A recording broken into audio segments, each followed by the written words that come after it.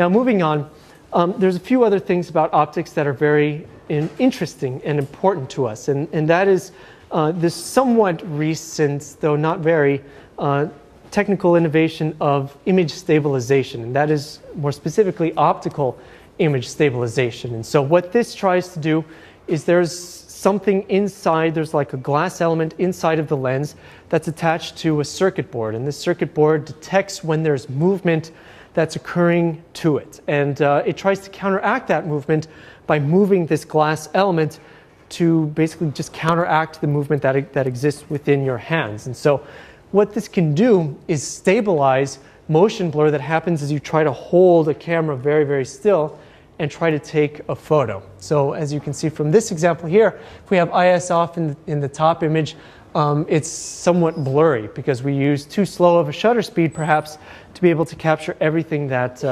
in sharp focus.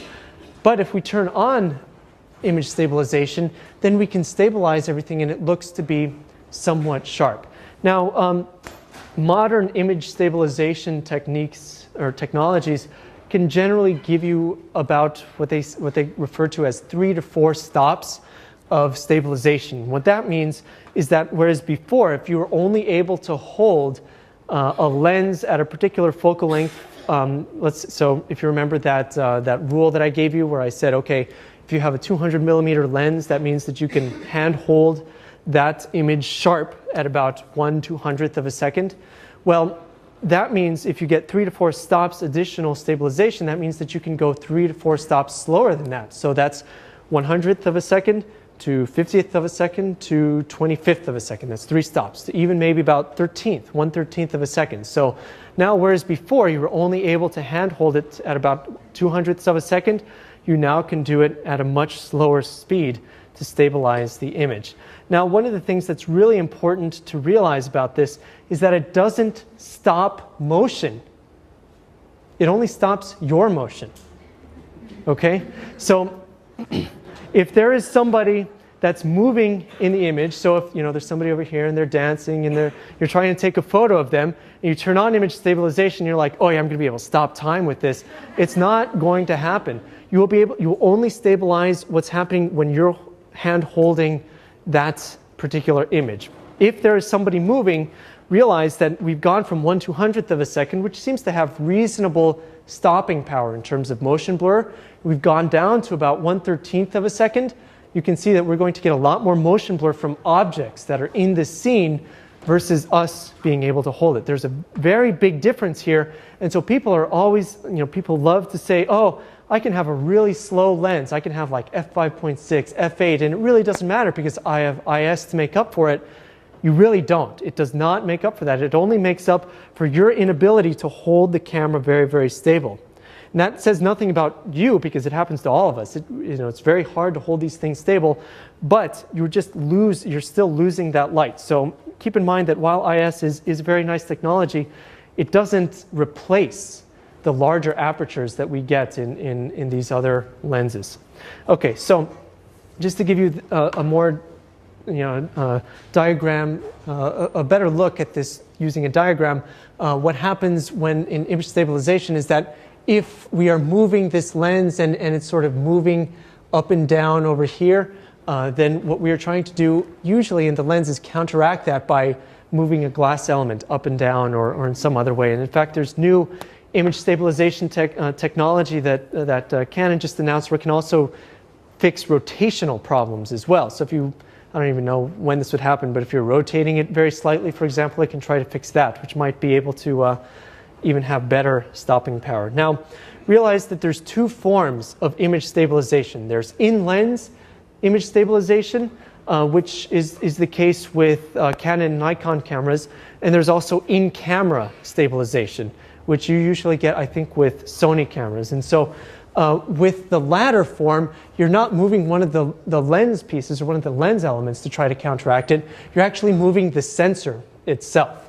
And now you can say that this seems like it has quite a few advantages. For example, every lens that you put on your camera will therefore have image stabilization because it doesn't matter what kind of the lens doesn't have to have IS in it. If you have a camera body that has IS, you'll be able to counteract that motion.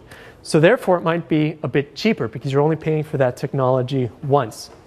And those are both very, very valid reasons to pick a system that has image stabilization in the camera body versus in the lens. But I would say that it really depends. So I think that by having image stabilization in the lens, the engineers can tune the stabilization to that particular lens and be able to adjust for the motions that can exist within that lens better than they can if you're always adjusting motion that exists within the camera. And to put this another way, you can imagine that if you have a very, very long lens, for example, and you are trying to counteract its motion by moving the sensor, it may not be as effective as it would be, for example, on the opposite end with a wider focal length. So while it may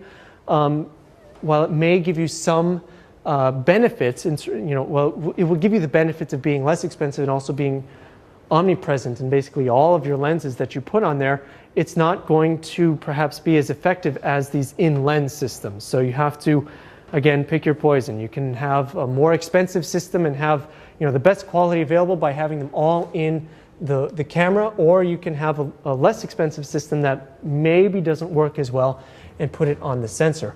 But there's another reason why you might want to have image stabilization in the lens itself. And that is that light, remember, if you follow the path of light as it enters your eye, it goes into the lens, bounces off the mirror before it goes into the viewfinder. So that means that if you have image stabilization in your lens, you will be able to see the image stabilization as it's happening as you are using the camera. And if you've never used an image stabilized camera before, or rather an image stabilized lens, it's actually something that's really neat to be able to do, because you're holding it and it's obviously like shaking a little bit, and then when you turn on the IS, it's just all of a sudden becomes really smooth and really sharp, and it's really neat, and it's a really neat way of being able to help you remove that stabilization out of your viewfinder and get you to focus on the image itself.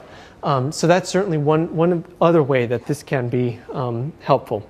Now, another thing to keep in mind is that using a tripod might be detrimental to some image stabilization. So if you have already stabilized the camera enough, you may want to turn IS off, because sometimes it will still try to correct for motions that don't exist, and you will sometimes get this really weird streaking of light that exists. In fact, I accidentally left IS on this camera when I was taking photos, if you remember, from that very compressed El Paso photo. And it was a little bit later, and it was a little bit darker, and I left IS on, and it was just a complete streaky mess. All the lights had been blurred out of to oblivion because I left IS on. So you might need to turn that off. Now, some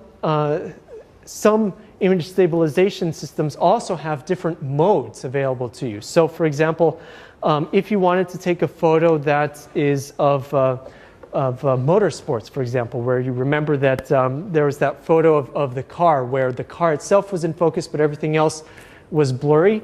Now, you can imagine that when you're taking a photo like that, you're panning the camera along with the car itself. And if you have IS on, you may not want it to operate on the horizontal axis, because it might try to fight you, so to speak, as you move the camera left to right. Might try to correct for that, and you could get some weird effects. So some cameras, or rather some lenses, have additional modes that allow you to turn IS on certain axes only, so that you can say enable it only on the vertical axis so that you can get very nice horizontal pans like that, or you could have both axes and be able to really stabilize image in that way. Now, image stabilization is really neat, but remember that like I said, that it's really not a good replacement for very large aperture lenses. It's definitely a good complement to it, but it's certainly not very good as a replacement for it. Now, if we continue talking about some optical technology, you'll notice that I mentioned tilt-shift lenses before. Now, one of the things, I don't want to talk a lot about them because I don't think many of you will actually ever used tilt-shift lenses, and it's because of how expensive they are, but you can have some neat effects with them. You can actually dramatically change the way that the depth of field can occur in a particular image. So this image looks like a model, but it is actually real. It's actually a real scene. It is actually of a highway with cars on it. But with using a tilt-shift lens, they've been able to exaggerate the depth of field so much that it makes it look like a macro shot. It makes it look like it's only a shot of some models. And if you use, for example, the shift portion of the lens, what you can do is eliminate some of these perspective problems, these perspective converging lines that can occur, especially with architectural photography. If you're an architectural photographer, you will have to probably consider using one of these lenses because of how useful they are for that. And so it doesn't make a lot of sense, at least initially, why you would use shift and not the tilt portion to fix this. But rest assured that this is actually what you want. You want to use the shift portion to be able, you're essentially shifting the lens up, and that way you're able to get it to be a bit straighter. You're altering where the horizon is on that particular image. And what shift is used for is to, or rather what tilt is used for, is to actually tilt the focal plane against against the lens plane, and you can alter not only its depth of field, but well, you will alter its depth of field. So you can either get a lot in focus, so you could, I mean, besides the hyperfocal distance, you could even get, even with a very low f number, a lot in focus. So this is very good also for landscape photography. Or you could go the other route as well and make it look like what you're taking photos of are models. Now, very quickly, I did want to address filters as well. And so one of the things that you'll remember is that the filter size symbol looks similar to the focal plane symbol. It's just tilted a little bit. And so there are some filters that are very useful to us. So for example, neutral density filters. Now what this filter will do when you put it on top of your, or on the front of your lens, is it essentially acts as sunglasses for your particular camera. And what it does is, as sunglasses, let's see, do I even have it here? What it does is it just makes the scene darker. And what that means is that you can have a slower shutter speed for a higher amount of light. So here's a neutral density filter, for example, and it just looks darker. And that's all it really does, is it just makes the scene darker so you could have longer shutter speeds available to you so that you could get, for example, motion blur within an image that's, you know, at the brightest point of day. And this is helpful even if you have the lowest ISO possible and the highest f number possible, and you're still getting a really fast shutter speed. You can use a neutral density filter to try to help combat that. So that's if you want motion blur in your scene at all. And so typically they come available in filter factors. This one is called an ND4, for example, and that means that I'm dividing my shutter speed by 4. I'm making it 4 times slower. And in retrospect, I should have bought a higher power, because the only time that I really need it is when I want really long shutter speeds. I think ND8 or even higher, if possible, would have been even better to get. Okay, now there are other filters available as well. So there's something called a polarizer filter as well. And specifically a circular polarizer. So there's linear polarizer and circular polarizer. Do not get anything but a circular polarizer if you were going to get one. Linear polarizers can have problems with autofocus in some cameras, and it's just not something that you want to have to deal with. Most of these filters now are circular polarizer, but you still want to be sure that you're getting the correct one. You don't want to get linear. Now, if you have polarizer sunglasses, for example, you may know what this effect does. It actually will increase or alter the amount of contrast within the scene. And in fact, if we take a look at this photo, which is kind of boring, and we take a look at this next photo, this is with the polarizer, you see that it has changed the appearance of the colors. It has changed the contrast within the scene without doing anything, not waiting for the light to change, without doing anything other than just attaching the polarizer. So just going back and forth, you can probably see the difference. No polarizer and polarizer. Now, one of the other things that polarizing filters will do is alter the way that you view reflections. And in particular, if you have a very heavily reflected region, you can use a circular polarizer to actually remove those reflections and be able to see something underneath it. So this is useful in water or, for example, glass. If you're trying to take a maybe an automotive photo, for example, and you want to try to eliminate as many reflections as you can off of the windshield or off of the side window, you can use a circular polarizer and you twist it. You basically twist it until you get the exact point that allows a certain amount of light in and the reflected light out. And the reason that this works is that when light reflects off of something, it becomes polarized in a particular direction. By using a polarizer, you're able to just eliminate some of those polarized regions of light. And so there's other filters available as well, like a haze UV filter. And I'm just going to say it, I think they're useless. I don't think you need to buy them. The reason for that is that a lot of people like to use them for protection for their investments. If they buy a very expensive lens, they want to put just some piece of filter, some piece of glass in front so that you can protect the front element from dings or from cracks or from something like that. But there's two major downsides to this. The first is, well, three, I guess. The first is cost. You have to spend money to buy a good filter. And tangentially, if you're going to buy a filter, you should buy one that's multi-coated, because it's really silly if you buy a really cheap filter and you have a really expensive lens and you put something that's going to reflect a lot of light or do a lot of disservice to your lens. So you should buy a multi-coated lens for your, or rather multi-coated filter for your expensive lenses. Okay, so with haze UV filters, first you have the cost that you have to pay for. Next, anything that you put in front of your lens is going to decrease the amount of light entering into it. No matter how clear the glass is, I don't care how clear it is, you're decreasing the amount of light that's entering into it. You know that glass is somewhat reflective. Some of the light is being bounced back. Some of it is just not being transmitted through. So you're losing some light available to you whenever you put it on.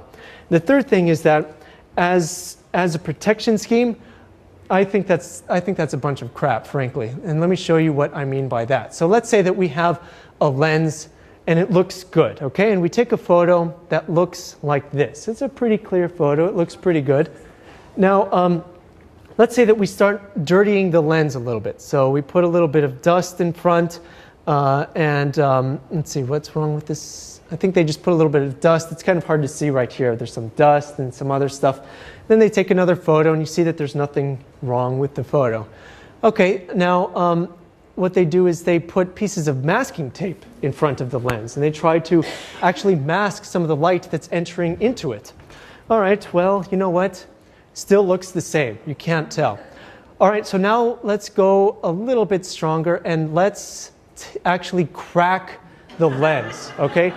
Drop the lens, break it completely, take a photo. It looks like this. Now, for the most part, this is kind of still usable. If you're in a bind and you can't replace the lens, it still works. And it's not just this website. You can Google around. You will find so many examples of this happening that I don't think it's worth it. So don't waste your money. Don't waste your time on these haze UV filters. Just go for it. And if you're careful, you can actually continue taking good photos. And in fact, if you take a look at some of my lenses in the front, they're pretty well used. They have, fingerprints, they have dust on them. They frankly work the way that they always did. What's more important, you should keep the back of the lens as clean as you possibly can. That is what matters. The front of the lens really doesn't. But with all of that said, thank you for coming, and we will see you in 2 weeks. I think next week we actually have a holiday. So in 2 weeks, we will see you back here.